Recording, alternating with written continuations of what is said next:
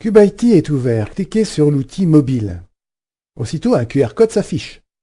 Sur votre smartphone, lancez l'application CubeIT. En bas de l'écran, cliquez sur l'icône symbolisant le flashage afin de flasher le QR code à l'écran de l'ordinateur. Il se peut très bien que si vous n'avez pas encore utilisé CubeIT, l'écran de flashage s'affiche directement. Après flashage, le dessin SketchUp se charge doucement dans l'application. Une fois le dessin téléchargé, un menu s'affiche en bas. Et là, on peut choisir les mêmes options de visionnage que sur l'ordinateur. Nous avons le réglage de la lumière du jour pour passer du matin au soir. Nous avons la possibilité de lancer l'animation des scènes si le dessin comporte des scènes. Nous pouvons également marcher dans notre bâtiment en 3D. Puis en cliquant sur le petit masque, on peut obtenir la vision stéréoscopique à l'écran.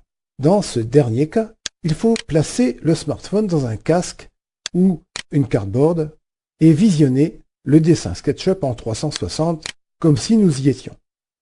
Alors, lorsqu'on a chaussé les lunettes et qu'on est dans le dessin, pour avancer, il suffit juste de fixer un point du décor avec insistance afin que l'application comprenne que l'on souhaite s'y rendre.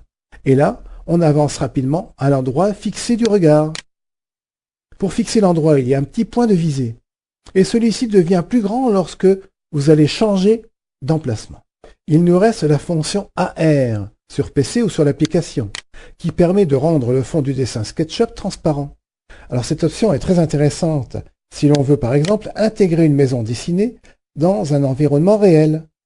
Et là, c'est de la réalité augmentée et non de la réalité virtuelle.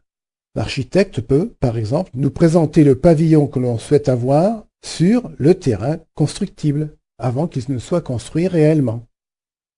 Bon, maintenant vous avez compris l'usage de CubeIT sur ordinateur et sur l'application Android. À vous de vous amuser un peu avec ces lunettes et la cité étudiante.